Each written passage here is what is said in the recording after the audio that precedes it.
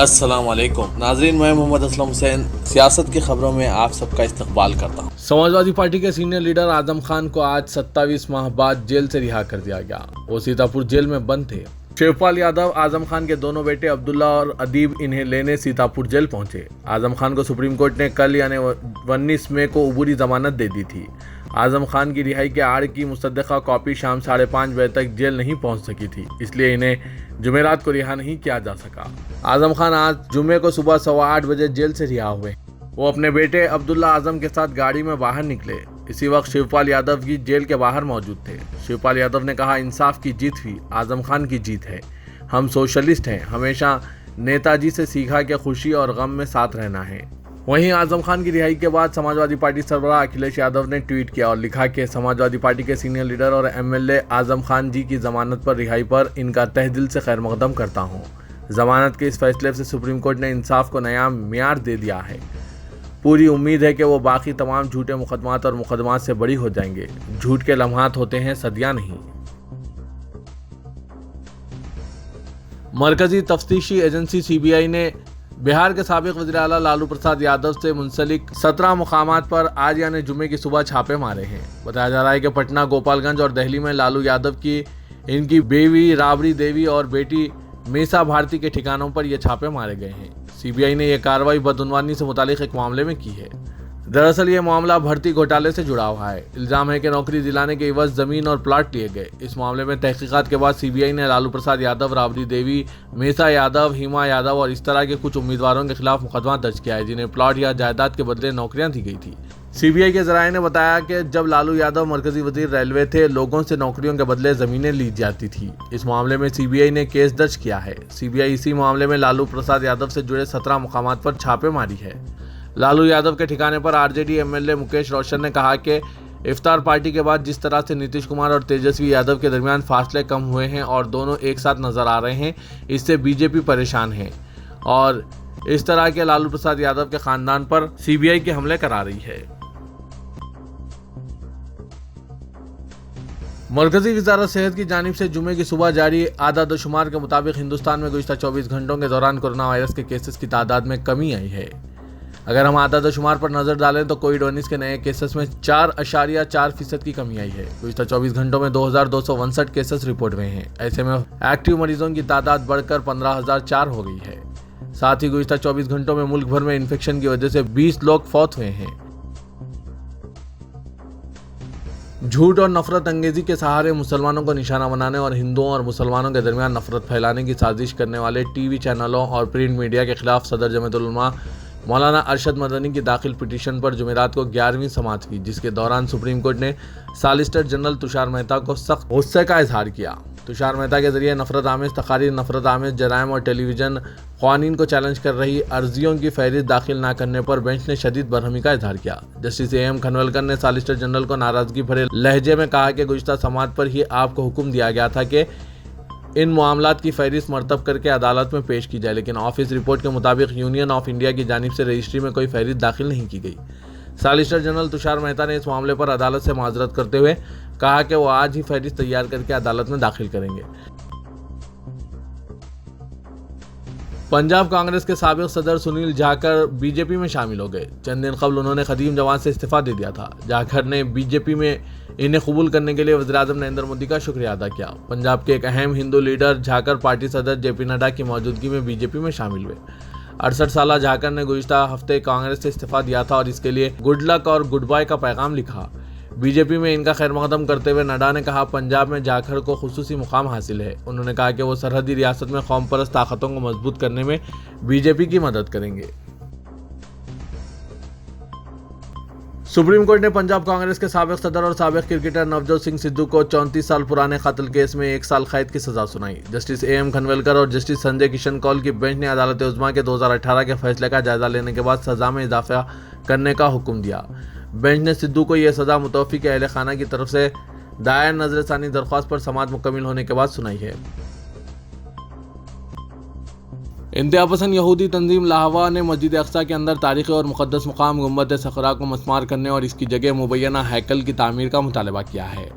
लाहवा organisation के सरबराह हैटरी गोपस्टेन ने social media networks पर एक ऐलान शाया किया जिसमें इसने हैकल ऑर्गेनाइजेशंस और दाएं बाजू के इजरायली आबादकारों पर जोर दिया कि वो इतवार को नाम निहाद यौम खुद्स मौके पर मुतहरिक हो जाएं। तंजीम के सरबराह ने सोशल नेटवर्क्स पर एक ऐलान शाया किया जिसमें उन्होंने हैकल की अलंबरदार इजरायली तंजीमों से कहा कि वो अगले इतवार को नाम निहाद यौम खुद्स के मौके पर मुतहरिक हो जाएं, मस्जिद अक्सा के सहनों पर धावा बोलें और हैकल की तामीर शुरू करने के लिए गुंबद को ख़त्म करने का मंसूबा शुरू करें। मशरिक़ व सतह को अपनी लपेट में लिए रेत के तूफान के मुत्तहिदा अरब इमारत से टकराने के बाद दुनिया की सबसे ऊंची इमारत बुर्ज खलीफा धूल की एक सरमाई तह के पीछे गायब हो गई। फ्रांसीसी खबरसां इदारे AFP के मुताबिक गुज़िश्ता रोज 2716 फीट बुलंद बुर्ज खलीफा जिसके टावर पूरे दुबई से नजर आते हैं गर्दो गुब्बार के तूफान में छुप गया। मुत्तहिदा अरब इमारत रेत के तूफानों से मुतासिर हुआ ताज़ा तरीन मुल्क है जिसने हालिया दिनों में सऊदी अरब, इराक, कुवैत, ईरान और दूसरे ममालिक को अपनी लपेट में ले रखा है। इन तूफानों की वजह से एयरपोर्ट्स और स्कूल्स बंद कर दिए गए हैं जबकि हज़ारों अफराद सांस लेने में दुश्वारी के बाद अस्पताल पहुंच गए हैं।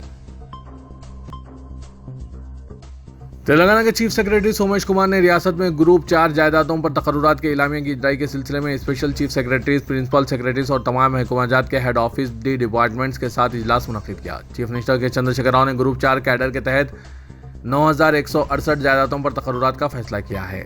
चीफ सेक्रेटरी ने बताया कि हुकूमत ने सदारती हुक्मनामा 2018 के तहत न सिर्फ रियासत के अवाम के मफादात के तहफ़्फ़ुज़ को यकीनी बनाया है बल्कि हुकूमत की कारकर्दगी में इस्लाहात मुतारिफ की गई।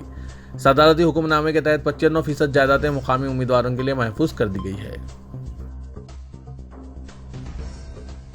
तेलंगाना हुकूमत ने 6 IAS ओहदेदारों के तबादले और जायद जिम्मेदारी हवाले करते हुए अहकाम जारी किए। चीफ सेक्रेटरी सोमेश कुमार ने GORT 1046 जारी किया। डॉक्टर ज्योति बुद्धा प्रकाश IAS additional chief electoral officer का तबादला करके सेक्रेटरी हैंडलूम्स, टेक्सटाइल्स व हैंडीक्राफ्ट महकमा सनत मुकर्रर किया है। इस ओहदे पर मौजूद श्रीमती शैलजा रामैया का तबादला किया गया। डॉक्टर ज्योति बुद्धा प्रकाश को कमिश्नर ट्रांसपोर्ट की इजाफी जिम्मेदारी दी गई।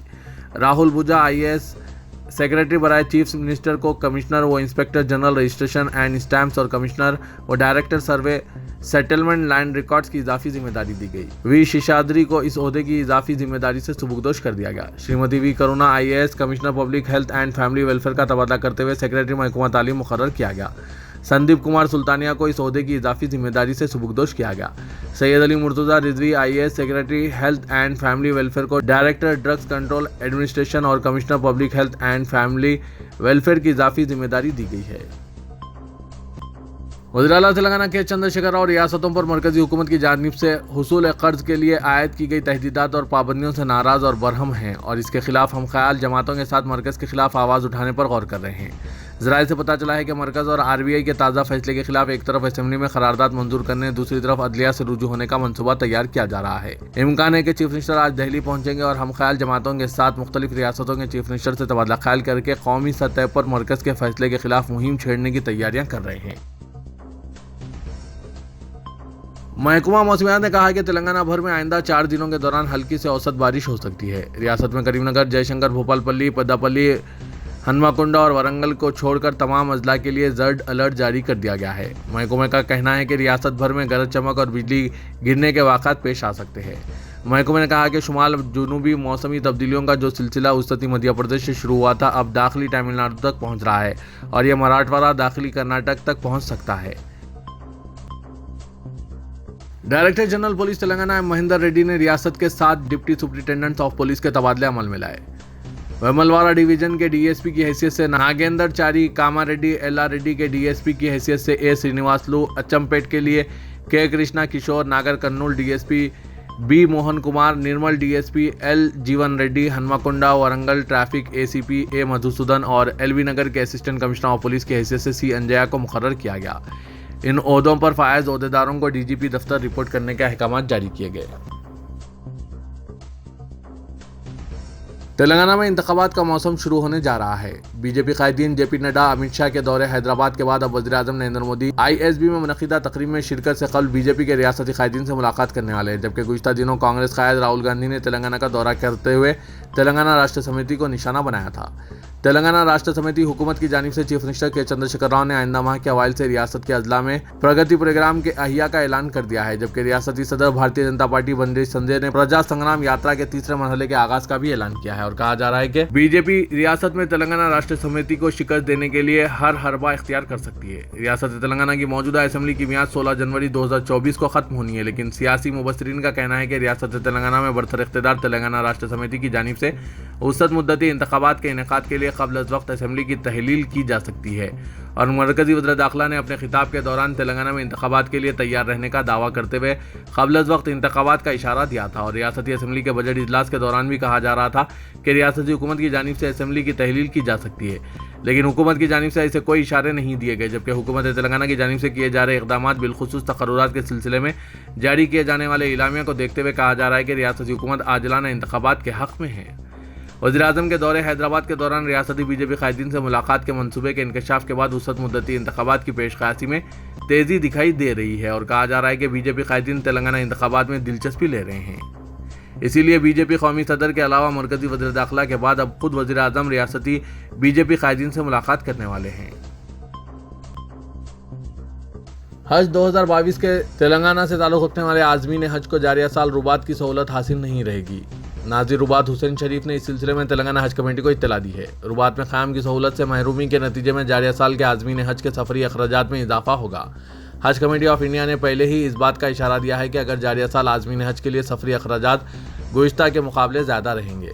जिद्दा में वाक़ हिंदुस्तानी कौंसिल की जानिब से क़याम के अखराजात की तफसीलात रवाना करने के बाद हज कमेटी ऑफ इंडिया मजमूई अखराजात के बारे में ऐलान करेगी। नाज़िर रुबात हुसैन शरीफ ने सियासत को बताया कि जिस इलाके में हैदराबादी रुबात वाक़ है वो इन्हदाम की कार्रवाई के तहत है, लिहाजा सऊदी हुकूमत ने आज़मीन हज के क़याम के लिए परमिट जारी नहीं किया है।